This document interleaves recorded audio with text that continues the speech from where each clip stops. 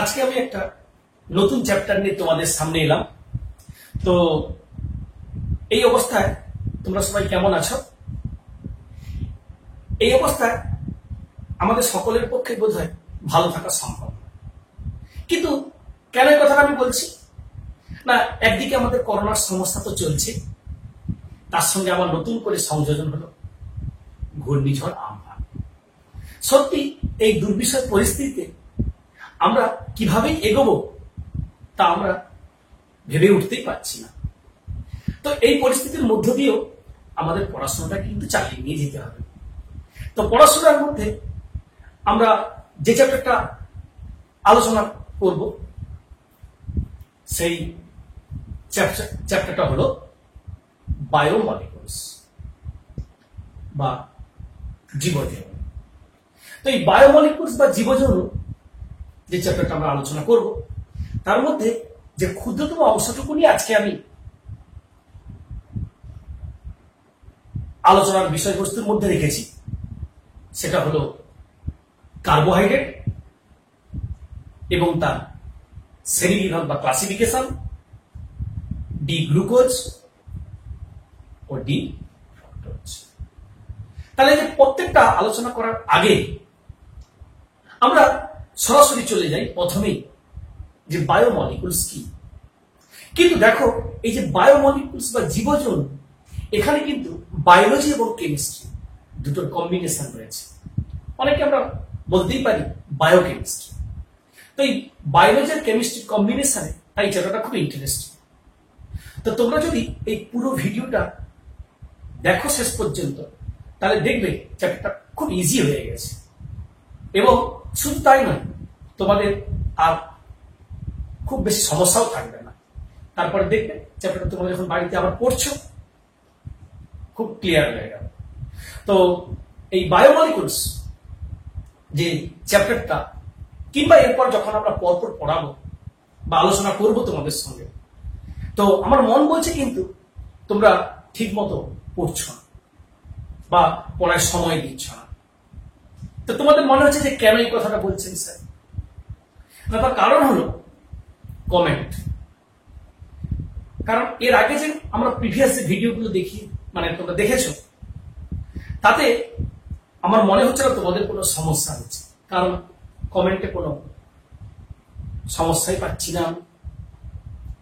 তাই আমি আজকের যে আমরা চ্যাপ্টারটা আলোচনা করব, এই চ্যাপ্টারটা আলোচনার সঙ্গে সঙ্গে এবার থেকে কিন্তু আমি তোমাদের কাছ থেকে কমেন্ট চাইছি। তাহলে আমি ঠিক মতো বুঝতে পারবো যে না, তোমরা ঠিক পথটা সঠিক পথে এগোচ্ছ। এটা হলো একটা কেমিস্ট্রির ভাষায় বলে কনফার্মেটিভ টেস্ট, নিশ্চিত পরীক্ষা। এটাই আমার কাছে পড়তে হবে। তো আমি সরাসরি চলে যাচ্ছি চ্যাপ্টারটার মূল বিষয়বস্তু, অর্থাৎ জীবজনু কি। দেখো, এই জীবজনু বা বায়োমলিকুলস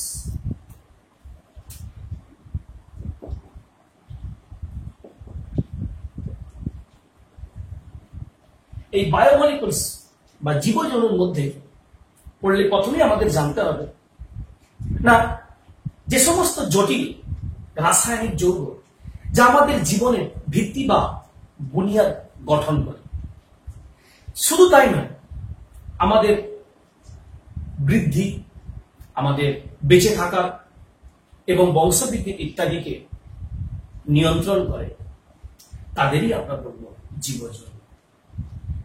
তো কারা আমাদের এইসব কাজগুলোকে নিয়ন্ত্রণ করে? অবশ্যই আমরা জানি কি কি: কার্বোহাইড্রেট, প্রোটিন, ফ্যাট, এনজাইম বা উৎসেচক, vitamin, hormone, nucleic acid etcetera রয়েছে, যেগুলো আমাদের জীবনকে বা জীবনের বংশবৃদ্ধিকে বা আমাদের বৃদ্ধিকে, বেঁচে থাকার নিয়ন্ত্রণকে বা বেঁচে থাকার যে তাগিদটাকে আমাদের পরপর নিয়ন্ত্রণ করে। সেটা নিয়েই আমরা চ্যাপ্টারটা টোটালি রয়েছে বায়োমলিকুলস বা জীবজনু। অনেক সময় জীবনুও বলে। তো এই যে এতগুলো অংশ বললাম, এতগুলো বায়োমলিকুলস এর কথা বললাম, তাদের মধ্যে আজকে আমাদের যে প্রথম যে অংশটা নিয়ে আমি আলোচনা করব, সেটি হলো কার্বোহাইড্রেট বা শর্করা।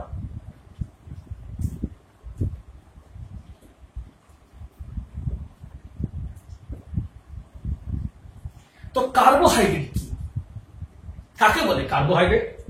অ্যাকচুয়ালি এই কার্বোহাইড্রেটটা বলতে পারি কার্বন, হাইড্রোজেন, অক্সিজেন দিয়ে গঠিত যৌগই হলো কার্বোহাইড্রেট, প্রথমে বলা হয়েছিল।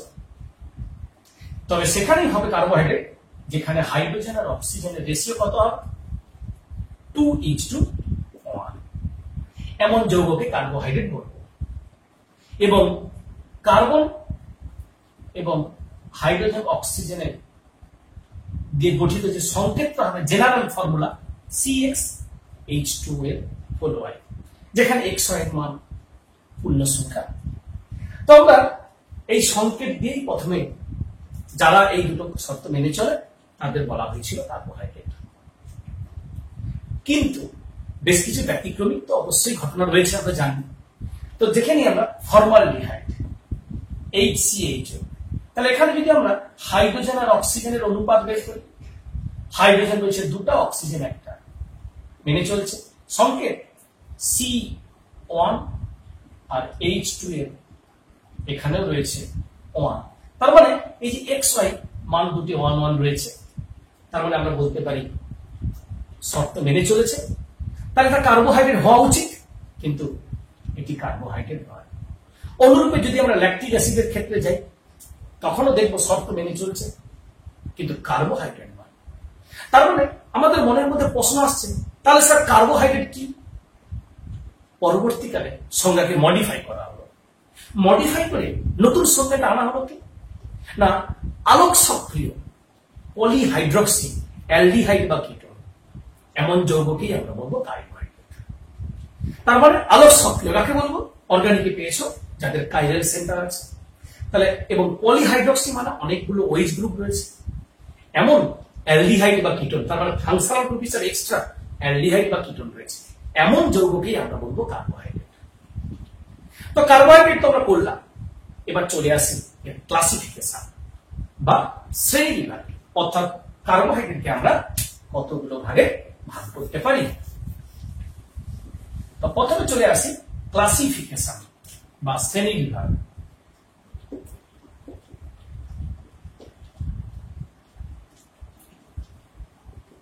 এই ক্লাসিফিকেশন করতে গেলে কার্বোহাইড্রেটের আমাদের কিছু জিনিসের উপর ভিত্তি করে ভাগ করতে হবে। অর্থাৎ প্রথমে চলে যাচ্ছি টাইপ 1। এটা কিসের উপর ভিত্তি করে কার্বোহাইড্রেটকে ভাগ করব? আমরা মূলত ভিত্তি করব টেস্ট বা স্বাদ। স্বাদের উপর ভিত্তি করে কার্বোহাইড্রেট দু প্রকারের হয়। কি? একটাকে বলবো শর্করা বা সুগার, আরেকটাকে বলবো নন সুগার বা অশর্করা। তাহলে প্রথমে আসছি আমরা সুগার, আর এটাকে বলবো নন সুগার। তো সুগার বা নন সুগার, সুগার মানে যারা মিষ্টি স্বাদ হবে, জলে দ্রাব্য হবে, এদেরকে বলবো আমরা সুগার। আর ঠিক উল্টোটা, যারা স্বাদহীন হবে, টেস্টলেস এবং শুধু তাই না জলে অদ্রাব্য, তাদের বলবো নন সুগার। সুগারের এক্সাম্পল কি হতে পারে? গ্লুকোজ হতে পারে, ফ্রুক্টোজ হতে পারে, কিংবা ল্যাকটোজ হতে পারে। আর নন সুগারের মধ্যে নেক্সট পয়েন্টে কি থাকবে? স্টার্চ, সেলুলোজ, এসব হতে পারে। তাহলে এটা তো গেল টেস্ট বা স্বাদের উপর ভিত্তি করে। এবার যাচ্ছি আমরা টাইপ 2। কিসের উপর? আর্দ্র বিশ্লেষণ অর্থাৎ হাইড্রোলিসিস। এই হাইড্রোলিসিস বা আর্দ্র বিশ্লেষণের উপর ভিত্তি করে এটি আবার 3 প্রকারের হয়। একটাকে বলবো মনোস্যাকারাইড,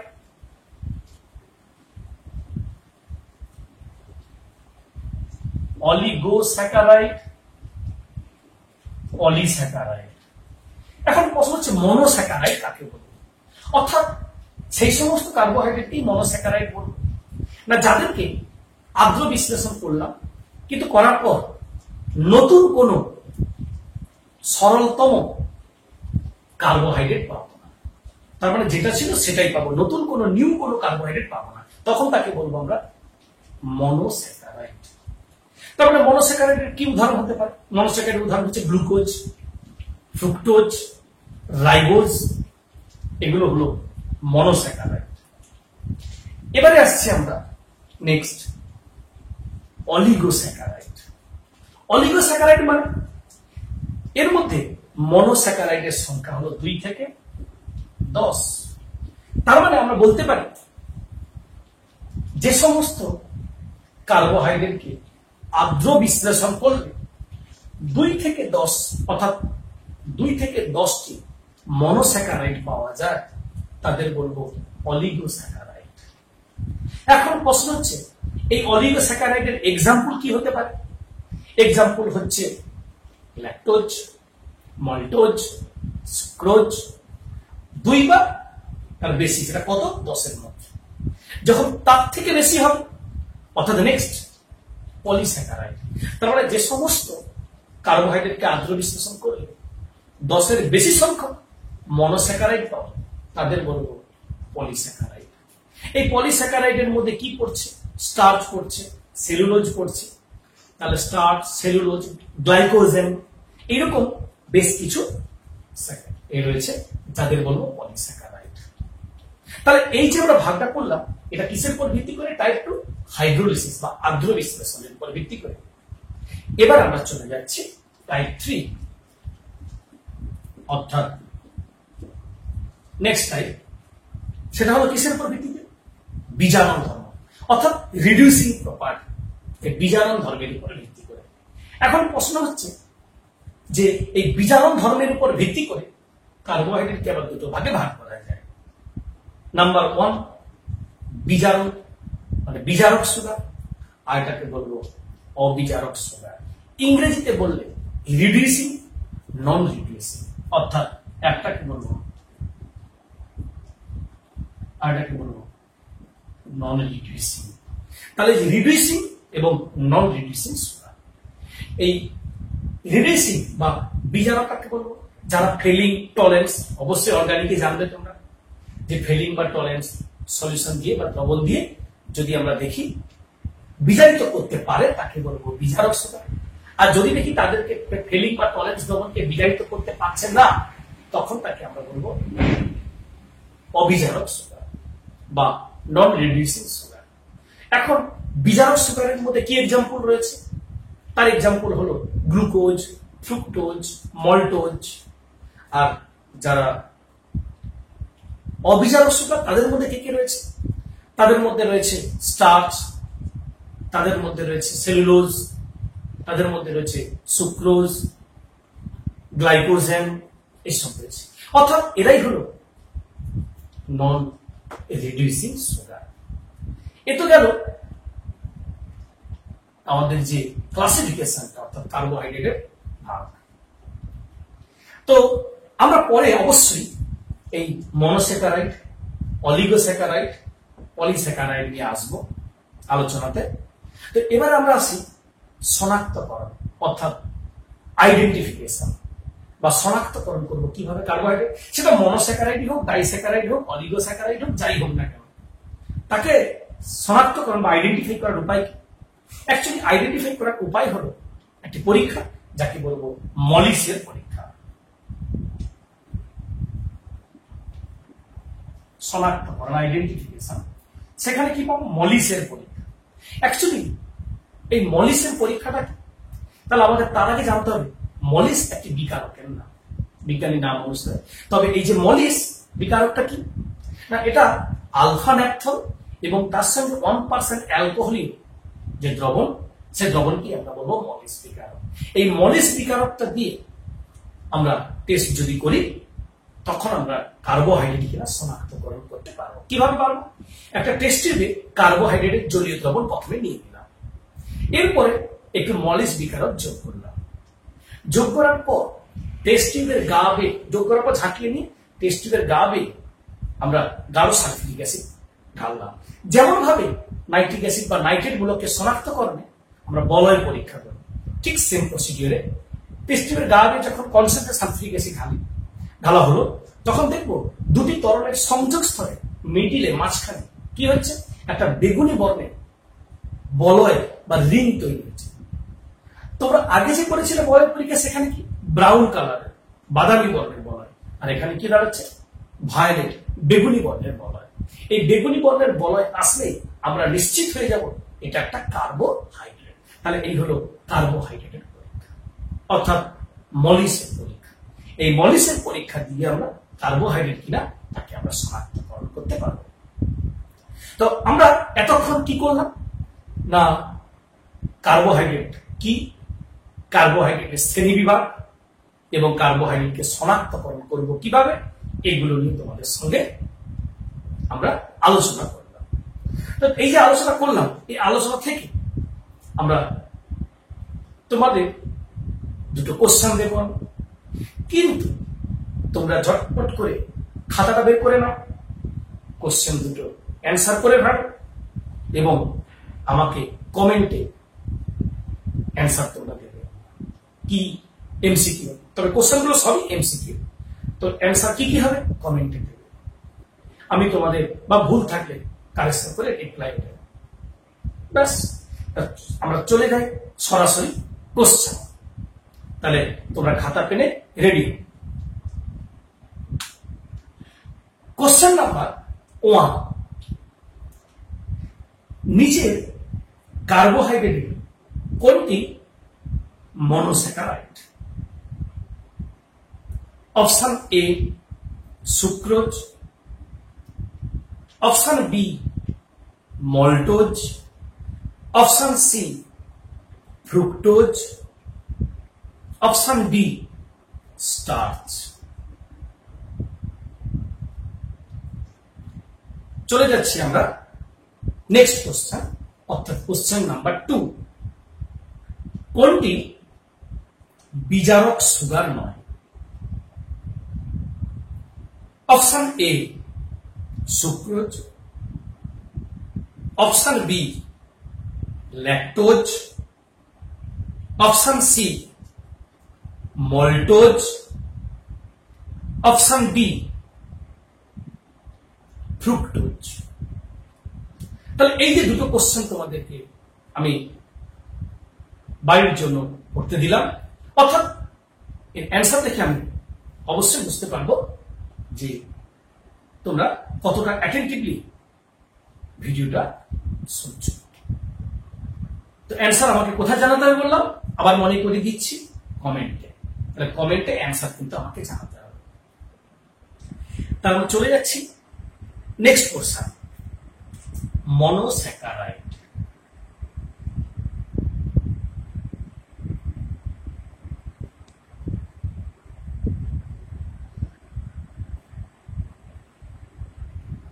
তো মনোস্যাকারাইডস কি?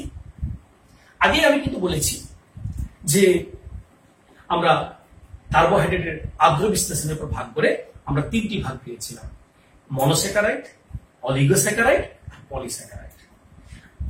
আমি এই অংশে এই 3টির সম্পর্কে একটু ডিটেলস আমরা বলবো, বিশেষত মনোস্যাকারাইড সম্পর্কে। তো চলে যাই, এই মনোস্যাকারাইড কত প্রকারের হয়, কি বৃত্তান্ত।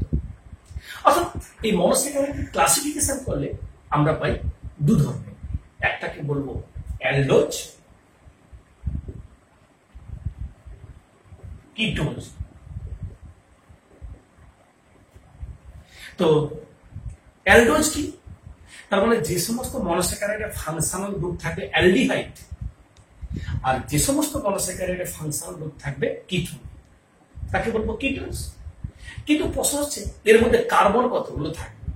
যদি কার্বনের সংখ্যা 5টা হয় তখন ওই অ্যালডোজকে বলবো আমরা অ্যালডোপেন্টোজ। যদি কিটোজের মধ্যে কার্বনের সংখ্যা 5টা হয় তাকে বলবো, এটাকে বললাম অ্যালডোপেন্টোজ, একে বলবো কিটোপেন্টোজ। 6টা কার্বন থাকলে একে বলবো অ্যালডোহেক্সোজ, একে বলবো কিটোহেক্সোজ। তো আমাদের এই সিলেবাসে শুধুমাত্র রয়েছে অ্যালডোহেক্সোজ। কিটোহেক্সোজ। কিন্তু প্রথমে হচ্ছে এই যে অ্যালডোহেক্সোজের মধ্যে কে রয়েছে, 6টা কার্বন বিশিষ্ট একটি মনোস্যাকারাইড, যার মধ্যে ফাংশনাল গ্রুপ হিসাবে অ্যালডিহাইড আছে, কে ডি গ্লুকোজ। আর এখানে কিটোহেক্সোজের মধ্যে কে রয়েছে, ডি ফ্রুক্টোজ। এই দুটো নিয়ে আমরা প্রথমে আলোচনা করব, অর্থাৎ মনোস্যাকারাইডের মধ্যে এই দুটি মেইন। এরপরে আমরা মনোস্যাকারাইড শেষ হলে আমরা কি যাব, অলিগোস্যাকারাইড, এবং লাস্টে যাব পলিস্যাকারাইড। তো প্রথমে আমরা চলে আসি গ্লুকোজ, অর্থাৎ ডি প্লাস গ্লুকোজ। এই ডি প্লাস গ্লুকোজ কি, একে অনেক সময় ডেক্সট্রোজও বলে। গ্লুকোজের সংকেত পড়লে আমরা নিচু ক্লাসে শিখেছি C6H12O6, এটি হলো গ্লুকোজ। কিন্তু আজকে আমরা জানবো স্ট্রাকচার বা গঠন। অ্যাকচুয়ালি এর গঠন হলো CHO, HOH, OHH, HOH, HOH, CH2OH। এখান থেকে দেখতে পাচ্ছি এই ডি গ্লুকোজে কাইরাল সেন্টার রয়েছে 4টি। তাহলে 4টি থাকলে টোটাল আইসোমারের সংখ্যা 2 টু দি পাওয়ার 4। তার মানে এই একই সংকেতে 16টি আইসোমার পাওয়া যাবে।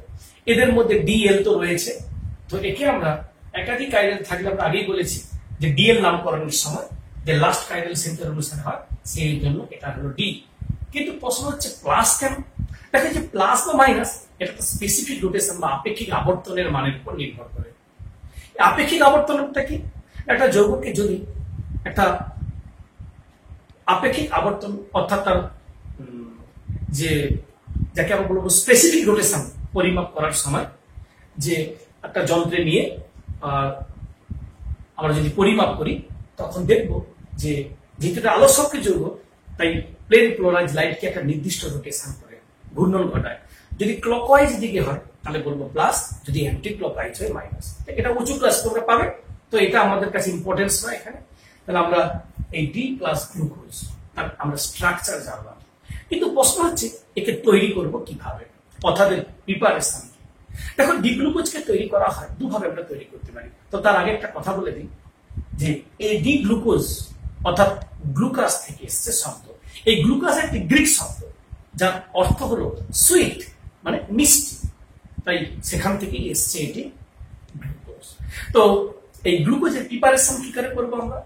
এই গ্লুকোজের প্রিপারেশনের প্রথম হলো একে হয় ল্যাবরেটরিতে তৈরি করা যায়, আর না হলে একে আমরা ইন্ডাস্ট্রিয়ালি তৈরি করি। ল্যাবরেটরিতে তৈরি করলে কি করা হয়, ইক্ষু শর্করা থেকে আমরা তৈরি করি।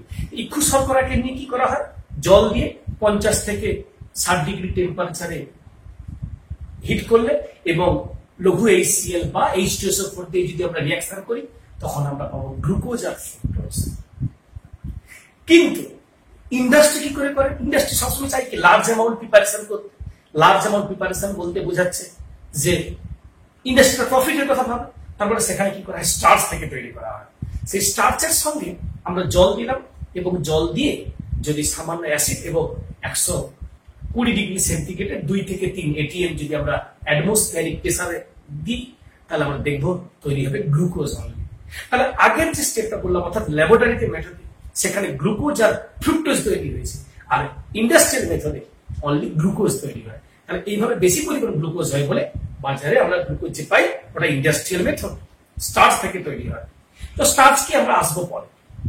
তো এবার আমি চলে যাচ্ছি আমরা মেইন যেটায়, কেমিক্যাল প্রপার্টিজ অর্থাৎ রাসায়নিক ধর্ম। এই রাসায়নিক ধর্মের মধ্যে গ্লুকোজে আমরা যদি একে জারণ ঘটাই কি হবে, একে যদি বিজারণ করি কি হবে, এগুলোই আমরা আলোচনা করব। তো প্রথমে চলে যাচ্ছি আমরা বিজারণ। বিজারণে কি রয়েছে, অর্থাৎ যদি আমরা সোডিয়াম সঙ্গে অ্যামালগাম দিলাম, দিয়ে যদি বিজারিত করি, দেখো বিজারিত করার অর্থ কি না, অ্যালডিহাইড গ্রুপটি বিজারিত হবে। এখন অ্যালডিহাইড গ্রুপ বিজারিত হলে কি হবে, চেঞ্জ হয়ে এইটা হবে CH2H, আর কিন্তু যা ছিল তাই থাকবে।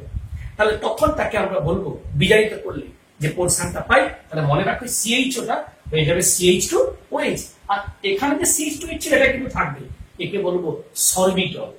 এটা গেল বিজারণ। এবারে মেন ইম্পর্টেন্ট কি, জারণ। জারণের ক্ষেত্রে কি করা হয়? এই জারণের বেলায় যদি আমরা ব্রোমিন জল দিয়ে জারিত করি, ব্রোমিন জল দিয়ে জারণ মানে মৃদু জারণ। এই মৃদু জারণ করলে অনলি সিএইচ গ্রুপটি সি ডবল এইচ এ কনভার্ট হয়ে যাবে। অর্থাৎ কি হবে?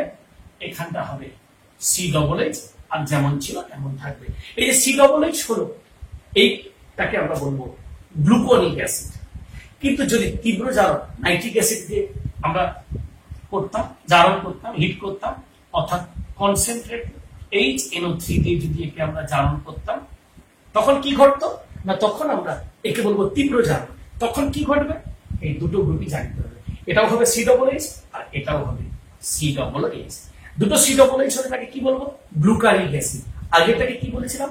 গ্লুকোনিক অ্যাসিড, বা একে অনেক সময় স্যাকারিক অ্যাসিডও বলে। তাহলে এইভাবে আমরা এই জারণটা পাবো। এবার যদি পার আয়োডিক অ্যাসিড দিয়ে জারিত করি, অর্থাৎ HiO4, তখন এই যৌগটা ভেঙে যাবে।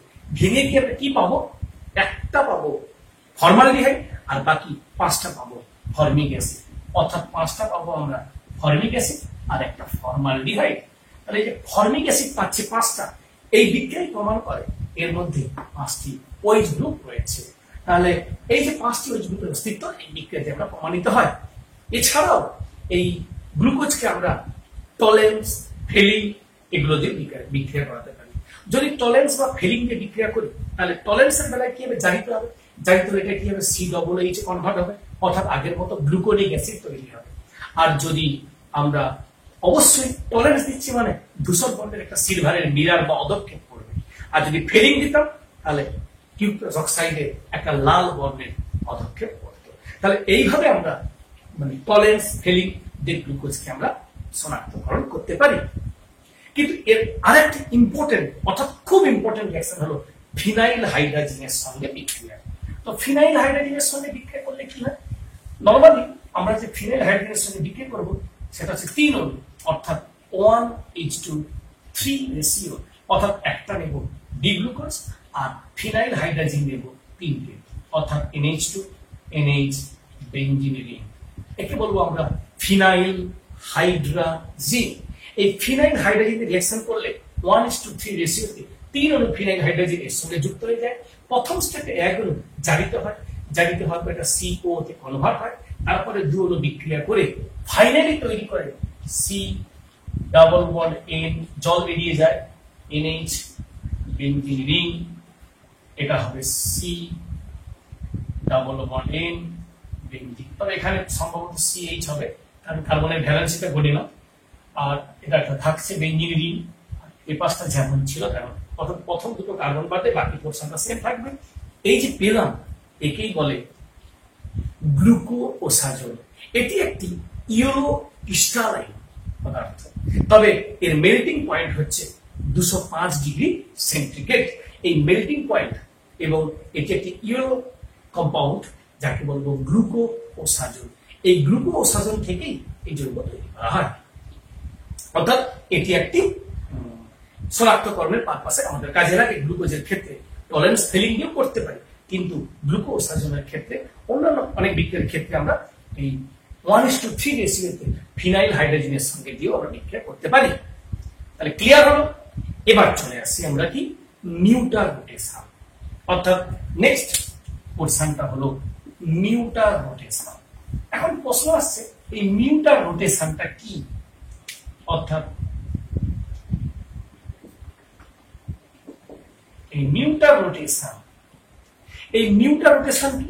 অ্যাকচুয়ালি নিউটার রোটেশন কথা এসেছে মিউটেশন এবং রোটেশন থেকে। মিউটেশন মানে কি? আমরা শুনেছি জায়গা জমির ক্ষেত্রে মিউটেশন করা হয়। তাহলে মিউটেশন মানে, মিউটেশন কথাটার মানে হচ্ছে চেঞ্জ বা পরিবর্তন। অর্থাৎ কারো এক নামে জায়গা ছিল, অন্য একজন কিনলো, তাহলে তার থেকে নাম পরিবর্তন হয়ে আরেকজনের নামে এলো, এটাকে বলা হয় মিউটেশন, পরিবর্তন। আর রোটেশন মানে কি? আবর্তন বা ঘূর্ণন। অর্থাৎ রোটেশন এবং ঘূর্ণন, এটাকেই বলা হয় মিউটেশন। এখন এই মিউটেশন কথাটা গ্লুকোজের ক্ষেত্রে কেন এলো? আসলে এই যে মিউটেশন কথাটা আমরা বারবার বলছি, তাহলে মিউটেশনের মূল কারণ না, অ্যাকচুয়ালি মিউটেশন বলতে আমরা কি বুঝি বা মিউটার রোটেশন বলতে আমরা কি বুঝি? না, কোন আলোক সক্রিয় যৌগকে উপযুক্ত দ্রাবকে দ্রবীভূত করলে এই আপেক্ষিক আবর্তনের মান পরিবর্তন হতে থাকে এবং হতে হতে একটা স্থির মানে এসে দাঁড়ায়। এই ঘটনাটাকেই বলা হয় নিউটন রোটেশন। অর্থাৎ তার একটা নির্দিষ্ট কঠিন অবস্থায় রোটেশন রয়েছে, যেইটাকে জলে দ্রবীভূত করলাম, দ্রাবকে উপযুক্ত দ্রাবকে যেটা সে দ্রবীভূত হবে, দ্রবীভূত হলো, দেখবো আপেক্ষিক আবর্তন বা স্পেসিফিক রোটেশনের মান ধীরে ধীরে পরিবর্তন হতে হতে একটা ফিক্সড মানে এসে দাঁড়ালো। এই চেঞ্জ হয়ে হলো ঘটনাটাকেই বলবো নিউটন রোটেশন। কিরকম একটা এক্সাম্পল আমরা সরাসরি চলে যেতে পারি। কি সেই এক্সাম্পল নেব? আমরা যে এক্সাম্পলটা নিচ্ছি সেটা হলো কি না, একটা হলো আলফা গ্লুকো, মানে একটাকে আমরা কি বলবো যে আলফা ডি গ্লুকোপাইরানোজ, একটা বিটা ডি গ্লুকোপাইরানোজ। তাহলে এই যে আলফা এবং বিটা এই দুটোর মান পরিবর্তন হবে এবং পরিবর্তন হওয়ার পর একটা ফিক্সড মানে এসে কি হবে দাঁড়াবে। এই যে পরিবর্তন হয়ে হয়ে একটা নির্দিষ্ট ফিক্সড মানে এসে দাঁড়ালো, এই পরিবর্তনটাকেই আমরা বলছি কি নিউটন রোটেশন। এখন প্রশ্ন হচ্ছে এই যে নিউটন রোটেশন আমরা দেখতে পাচ্ছি এটা কত হয়? এটা যদি আমরা আলফা ডি গ্লুকোপাইরানোজ নিই তাহলে তার মানটা হচ্ছে নরমাল মান হলো 112 ডিগ্রি প্লাস কিন্তু, আর বিটার মানটা কত? Plus 19 degree.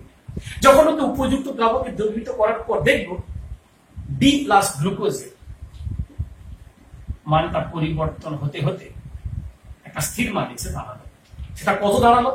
52.7 ডিগ্রি। তাহলে এই যে 52.7 এটাকেই বলবো এই ঘটনাটাকেই বলবো, এই যে চেঞ্জ হয়ে গেল এটাকেই বলবো নিউটন রোটেশন। তাহলে ক্লিয়ার হলো? তারপরে এক কথায় যদি আমরা বলি যে নিউটন রোটেশন মানে একটা নির্দিষ্ট দ্রাবককে দ্রবীভূত করলে আপেক্ষিক আবর্তনের মান চেঞ্জ হবে, হয়ে একটা ফিক্সড জায়গায় এসে পৌঁছাবে। এই যে চেঞ্জ হয়ে এলো এই ঘটনাটাকেই বলে নিউটন রোটেশন। তাহলে আমরা গ্লুকোজ এবং তার সঙ্গে হলো নিউটন রোটেশন। তাহলে এরপর আমরা নেক্সট কোশ্চেনে কি যাচ্ছি? D minus fructose. তাহলে ডি মাইনাস ফ্রুক্টোজে আমরা যাব। তাহলে এর প্রথমে যাব কি এর প্রিপারেশন, স্ট্রাকচারস, যেমন আমরা করে এসেছি ভৌত ধর্ম, রাসায়নিক ধর্ম এবং এর ব্যবহার। আমরা গ্লুকোজের ব্যবহার বলে আমরা প্রত্যেকেই জানি, নতুন করে বলার কিছু নেই যে গ্লুকোজের কি ব্যবহার রয়েছে। তাহলে আমরা যেটা করবো যে ডি ফ্রুক্টোজ। তাহলে আমরা চলে যাচ্ছি কি আমাদের নেক্সট যে কোশ্চেনটা সেটা হলো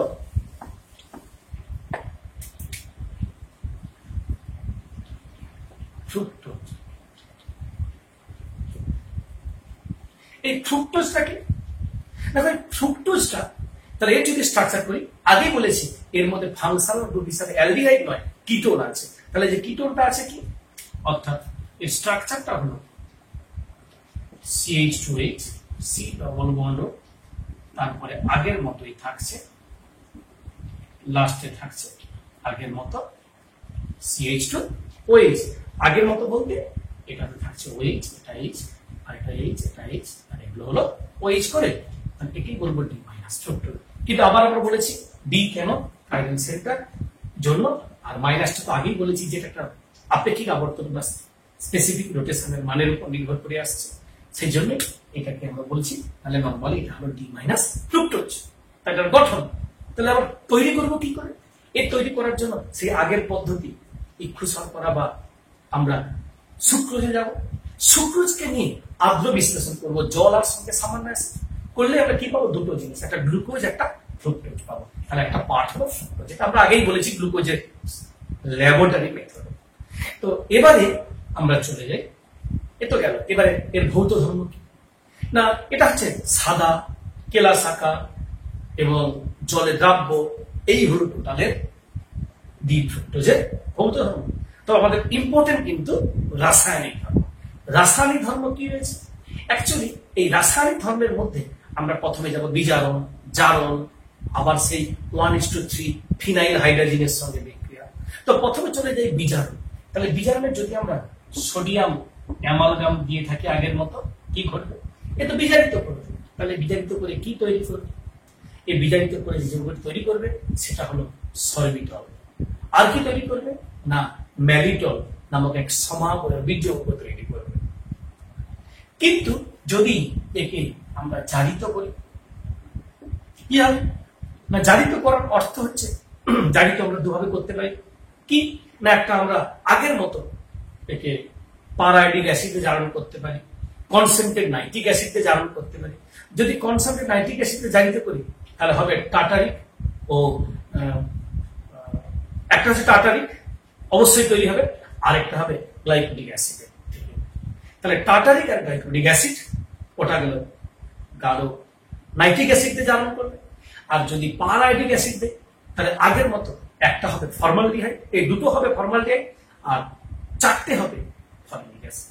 তাহলে এই চারটা ফর্মিক অ্যাসিড আর দুটো ফর্মালডিহাইড এখান থেকে এটা পারাইডিক অ্যাসিড দিয়ে উত্তপ্ত করলে ঘটবে, জারণ করলে। আর যদি আমরা এই টলেন্স দেই তাহলে আগের মতো ধূসর বর্ণের সিলভারের প্রেসিপিটেট করবে। মনে প্রশ্ন আসতেই পারে তোমাদের, স্যার টলেন্স তো অ্যালডিহাইড গ্রুপের ক্ষেত্রে প্রযোজ্য, এটা তো কিটোন, তাহলে এখানে তো স্যার অ্যালডিহাইড নেই, তাহলে এটা যদি অ্যালডিহাইড না থাকে কিটোন থাকে তাহলে টলেন্সে সাড়া দেওয়ার কথা না। ঠিক ধরেছে, কিন্তু মনে রাখতে হবে এই যৌগগুলি বিশেষ করে ডি ফ্রুক্টোজ টলেন্স বিকারক দেওয়ার সঙ্গে সঙ্গে প্রথম স্টেপে কি জারিত হয়ে যায়, জারিত হয়ে গিয়ে অ্যালডিহাইড গ্রুপে কনভার্ট হয়, পরে টলেন্সে বিক্রিয়া করে। তাই টলেন্স দিয়ে কোনোভাবেই আমরা এই গ্লুকোজ বা ফ্রুক্টোজকে আমরা আলাদা করতে পারবো না, অর্থাৎ দুজনকে আমরা পৃথকীকরণ করতে পারবো না, কারণ দুজনেই সারা দেবে। এই জন্য অনেক পদ্ধতি রয়েছে। তো আমরা চলে আসি নেক্সট যে পোর্শন, যদি তাহলে আমরা কি ফিনাইল হাইড্রোজেন ইউজ করবো। দেখো ফিনাইল হাইড্রোজেন ইউজ করলে 1:3 রেশিওতে যদি আমরা আগের মতো ফিনাইল হাইড্রোজেন ইউজ করি তাহলে কি ঘটবে, আগের মতো সেম ইয়োলো কম্পাউন্ড তৈরি হবে, প্রেসিপিটেট করবে। এই যে ইয়োলো অধক্ষেপ পড়ে গেল তলায়, কি করে হবে, ঠিক আগের মতো জারিত হয়ে অ্যালডিহাইড কনভার্ট হবে, এটা কিটোন রয়েছে, এই দুটো গ্রুপে কনভার্ট হবে, ঠিক গ্লুকোজে যা যা ঘটেছিল সুক্রোজে হবে।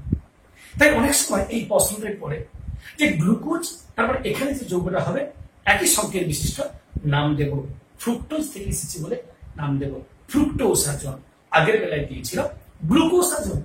অনেক সময় পরীক্ষায় প্রশ্ন আসে যে গ্লুকোজ আর ফ্রুক্টোজ তো ডিফারেন্ট স্ট্রাকচার, কিন্তু অতিরিক্ত ফিনাইল হাইড্রোজেনের সঙ্গে একই প্রোডাক্ট তৈরি করে কি করে জেনে নাও। হ্যাঁ, দুজনের স্টার্টিংটা আলাদা, অর্থাৎ চলার পথের শুরুটা আলাদা, কিন্তু কিছু দূর অগ্রসর হওয়ার পর দুজনে একই ইন্টারমিডিয়েট দিয়ে যায়, অন্তর্বর্তী অবস্থা দুজনের একই হয়। তাই শেষ পর্যন্ত ফাইনালি একই হলুদ ক্রিস্টাল যৌগ উৎপন্ন করে। সেই জন্য দুজনের গঠন আলাদা হওয়া সত্ত্বেও একই ওসাজন গঠন করে। যা হোক, পোর্শনটা আমরা কমপ্লিট করলাম ফ্রুক্টোজের ক্ষেত্রে। আসির ব্যবহার মিষ্টি, এই যে আমরা মিষ্টি তৈরি হচ্ছে সব ক্ষেত্রে তো বেশিরভাগই তো ব্যবহার হচ্ছে ফ্রুক্টোজের ক্ষেত্রে। তাহলে আমরা যে পোর্শনগুলো বললাম যে গ্লুকোজ, ফ্রুক্টোজ এবং স্ট্রাকচার, এগুলো নিয়ে আমরা আলোচনা করলাম। তাহলে আমরা আবার বলছি, আমরা কার্বোহাইড্রেটের যে আদ্র বিশ্লেষণের উপর ভাগ, তার মধ্যে একটা ভাগ আমাদের কমপ্লিট হলো মনোস্যাকারাইড। এবারে মনোস্যাকারাইডের পরে এটাই আমাদের মূল পাঠ, এটা আমরা একটু বেশি ডিটেলসে বলেছি। এরপরে যে দুটি পাঠ অর্থাৎ অলিগোস্যাকারাইড আর পলিস্যাকারাইড আমরা ছোট করে বলবো। তো এরপরে চলে যাচ্ছি আমরা মনোর পরিবর্তে অলিগোস্যাকারাইডস। এই অলিগোস্যাকারাইডের মধ্যে আমরা কি পাবো, দেখেন এই অলিগোস্যাকারাইডের মধ্যে আমরা বলেছি আগে যে যাকে ভাঙলে আমরা মনোস্যাকারাইডের সংখ্যা 2 থেকে 10 হবে। হ্যাঁ, প্রশ্ন যদি 2 হয় তাকে বলবো ডাইস্যাকারাইড, 3 হলে ট্রাইস্যাকারাইড, এইভাবে হবে। এক কথায় 10টা পর্যন্ত হলে তাকে বলবো অলিগোস্যাকারাইড। এখন এর এক্সাম্পল কি হতে পারে, এক্সাম্পলের মধ্যে প্রথম এক্সাম্পল হলো সুক্রোজ বা কেন সুগারও বলে। সুক্রোজ বা কেন সুগার অর্থাৎ এক্সাম্পল 1 সুক্রোজ বা কেন সুগারও বলে, C12H22 ও 11 সুক্রোজ বা কেন সুগার। এছাড়া কি রয়েছে, এ রয়েছে স্টার্চ, এই স্টার্চ বলছি সরি, ল্যাকটোজ, মল্টোজ, এরকম এক্সাম্পল রয়েছে। আমরা বেশি ডিটেলস না হালকা করে আলোচনা করব। মেন যেটা করবো সুক্রোজ বা কেন সুগার। তাহলে সুক্রোজ কি, সুক্রোজকে কি করে তৈরি করা হয় বা তৈরি করি আমরা কোথা থেকে সুক্রোজকে? না, সুক্রোজের প্রিপারেশনের প্রথম হলো, অর্থাৎ যেটা আমরা তৈরি করে থাকি বা সুক্রোজকে আমরা আর্দ্র বিশ্লেষণ করলে কি পাই, আমরা এক এক করে আলোচনা করব। দেখো, এই সুক্রোজকে যদি আমরা, সুক্রোজের ক্ষেত্রে একটি বেশি গুরুত্বপূর্ণ ইম্পর্টেন্ট হলো সুক্রোজটা আমরা পাই কোথা থেকে। দেখো, এই সুক্রোজ আমরা পাই কিন্তু আমাদের পরিচিত যৌগগুলো থেকে সুক্রোজ আমরা পাই। কোথা থেকে পাই? আমরা বিট, আখের রস কিংবা যে মিষ্টি জাতীয় যেগুলো বললাম, এখান থেকে আমরা মূলত সুক্রোজ পাই। তো এছাড়া আর কি রয়েছে? নাম্বার 2 তে কি রয়েছে? ল্যাকটোজ। ল্যাকটোজ কোথা থেকে পাই? তবে দুধে ল্যাকটোজ থাকে বলে তাই অনেক সময় একে দুগ্ধ শর্করাও বলে। তবে এই ল্যাকটোজকে যদি আমরা আর্দ্র বিশ্লেষণ করি, যেমন সুক্রোজকে আর্দ্র বিশ্লেষণ করলে আমরা দুটো জিনিস পাই, একটা হলো গ্লুকোজ আর একটা হলো ফ্রুক্টোজ। কিন্তু ল্যাকটোজকে যদি আমরা আর্দ্র বিশ্লেষণ করি তাহলে পাবো একটা গ্লুকোজ আর একটা পাবো গ্যালাক্টোজ। আবার যদি আমরা মল্টোজকে আর্দ্র বিশ্লেষণ করি তাহলে আমরা পাবো 2 অণু গ্লুকোজ। তাহলে ক্লিয়ার হয়ে গেল, মল্টোজকে আর্দ্র বিশ্লেষণ করলে 2 অণু গ্লুকোজ, ল্যাকটোজকে আর্দ্র বিশ্লেষণ করলে 1 অণু গ্লুকোজ 1 অণু গ্যালাক্টোজ, আর সুক্রোজকে আর্দ্র বিশ্লেষণ করলে 1 অণু গ্লুকোজ আর 1 অণু ফ্রুক্টোজ পাই। এবার চলে আসি ইনভার্সন অফ কেন সুগার, অর্থাৎ সুক্রোজের অপবর্তন। খুব ইম্পর্টেন্ট একটি কোশ্চেন। দেখো, এই অপবর্তন বা ইনভার্সন কেন হচ্ছে? না, নর্মালি সুক্রোজের আপেক্ষিক আবর্তন বা স্পেসিফিক রোটেশন হলো 66.5 ডিগ্রি নর্মালি। কিন্তু সুক্রোজকে যখন জলে দ্রবীভূত করলাম, আগেই বলেছি যে সুক্রোজ ভেঙে কি হবে, গ্লুকোজ আর ফ্রুক্টোজ হবে, তখন গ্লুকোজের জন্য আপেক্ষিক আবর্তনের মান 52.7 ডিগ্রি দাঁড়ালো। অবশ্যই এই 52.7 যেটা বললাম এটা কিন্তু প্লাস। স্টার্টিং যখন জলে দ্রবীভূত করিনি তখন কত ছিল? 66.5 নর্মালি। জলে দ্রবীভূত করার পর ভেঙে গিয়ে গ্লুকোজ আর ফ্রুক্টোজ হলো, গ্লুকোজের জন্য 52.75 মানে প্লাস অবস্থায় থাকে 52.7 ডিগ্রি, আর ফ্রুক্টোজের ক্ষেত্রে দাঁড়ানো -92 ডিগ্রি, অর্থাৎ 92 ডিগ্রি। তাহলে দুটো আমরা আবার বলছি, একটাকে বলবো 52.5 আর একটাকে বলবো 92 ডিগ্রি। তার ফলে একটা প্লাস একটা মাইনাস। ওভার ফাইনালি মানটা পরিবর্তন হতে হতে এভারেজ হয়ে একটি ফিক্সড মানে এসে দাঁড়ালো। সেই মানটা কত দাঁড়ালো? -19.75, অর্থাৎ ফাইনালি দাঁড়ালো -19.75 ডিগ্রি। তাহলে কেন আমরা বলছি কি সুক্রোজের অপবর্তন? অপবর্তন মানে ইনভার্সন। কেন বলেছি? না, সুক্রোজ নর্মালি প্লাস, যে জলে দ্রবীভূত করলাম গ্লুকোজ ফ্রুক্টোজ হলো, যাদের মান চেঞ্জ হলো, মান পরিবর্তন হতে হতে এটা দাঁড়ালো, তাহলে প্লাস থেকে মাইনাস হলো। একেই বলবো ইনভার্সন অফ কেন সুগার বা সুক্রোজের অপবর্তন। তাহলে হলো আমাদের সুক্রোজ পোর্শনটা করলাম, আমরা মেন ওই পোর্শনটা করলাম, বাকিগুলো আমরা বাদ দিচ্ছি। তাহলে এগুলো কোথায় জানবো আমরা? উঁচু ক্লাসে যেখানে কার্বোহাইড্রেট একটা চ্যাপ্টার হয়ে দাঁড়াবে, এখানে বায়োমলিকুলস একটা চ্যাপ্টার। যখন কার্বোহাইড্রেট একটা চ্যাপ্টার হবে তখন সমস্ত ডিটেলস আসবে। এরপরে আমরা চলে যাচ্ছি লাস্ট পোর্শন। সেখানে কি রয়েছে? না, পলিস্যাকারাইড। এখন প্রশ্ন আসছে, স্যার পলিস্যাকারাইড মানে তো ভাঙলে 10-এর বেশি সংখ্যক মনোস্যাকারাইড পাবো, ঠিকই, অবশ্যই, যে একে আমরা বলবো পলিস্যাকারাইড। তো এই পলিস্যাকারাইডের মধ্যে আমরা দুটি নিয়ে মূলত আলোচনা করব। একটাকে বলবো স্টার্চ, একটা নিয়ে আলোচনা করবো স্টার্চ, আরেকটা হলো সেলুলোজ। তাহলে আমরা চলে যাচ্ছি পলিস্যাকারাইড। তো প্রথমে যাচ্ছি আমরা কি না স্টার্চ এবং সেলুলোজ। Number 1 starch. এই স্টার্চ স্টার্চ কোথা থেকে আমরা পাই?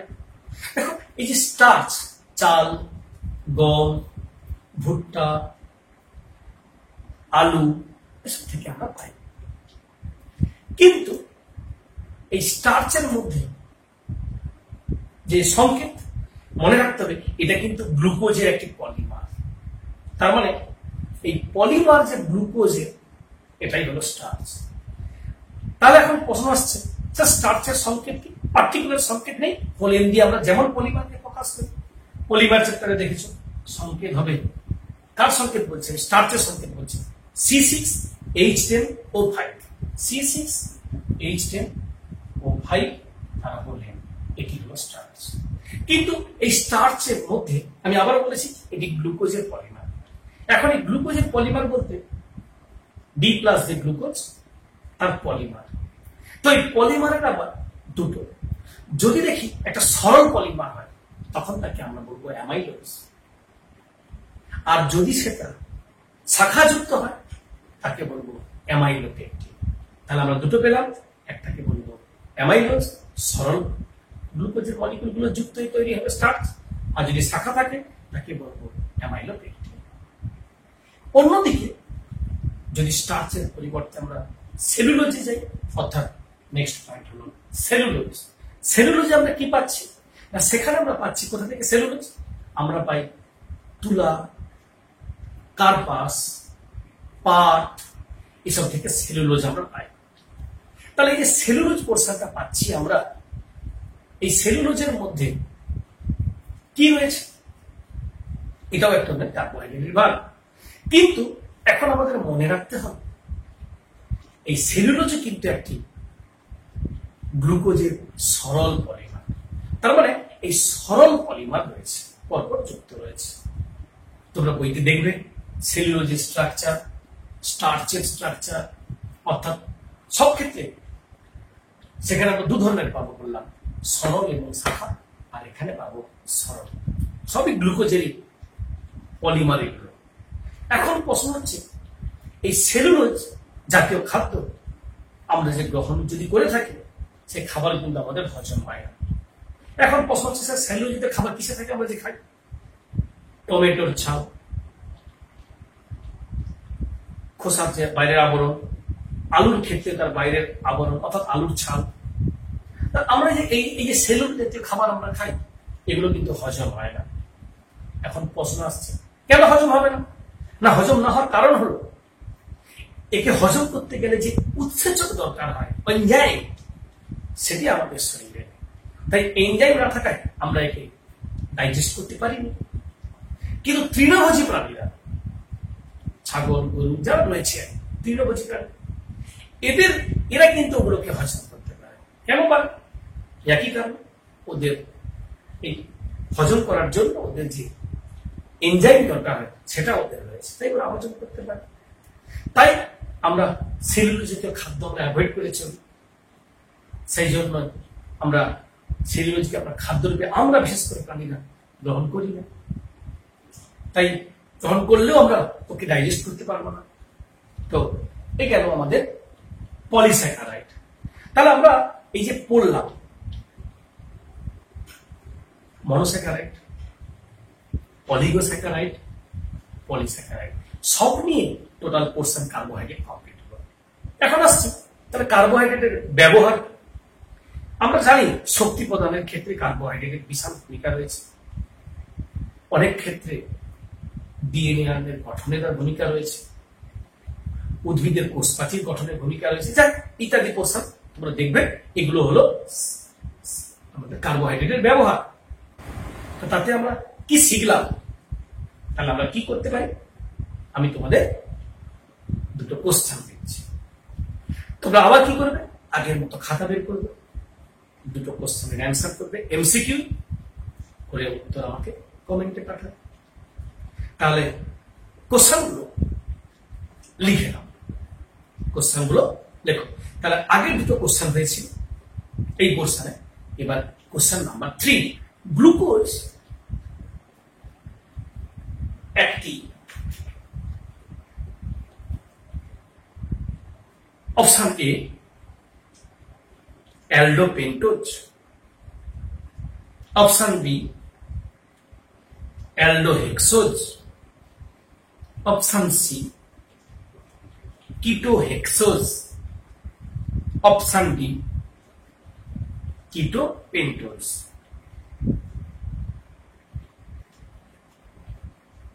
নেক্সট কোশ্চেনে চলে যাচ্ছি।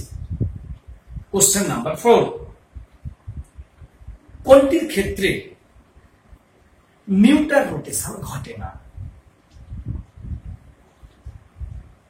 Option A sucrose, option B D glucose, option C L glucose, option D কোনটি নয়। অর্থাৎ এই যে দুটো কোশ্চেন দিলাম 3 এবং 4, এর উত্তর কিন্তু আমার চাই। তাহলে তোমরা কি করবে? কমেন্টে অ্যান্সার দেবে। এবারে যে পোর্শনটা আলোচনা করলাম তাতে মনে করো তোমাদের কোনো সমস্যা হবে, তোমরা কমেন্টে দেবে, আমি রিপ্লাই দেওয়ার চেষ্টা করব এবং তোমাদের হেল্প করার। তাহলে শেষে বললি যে তাহলে তোমাদের কি করতে হবে? আজকের যে কোশ্চেনটা করলে, করার পর 4টে যে কোশ্চেন অ্যান্সার সহ এবং কমেন্টে আমাকে জানাবে।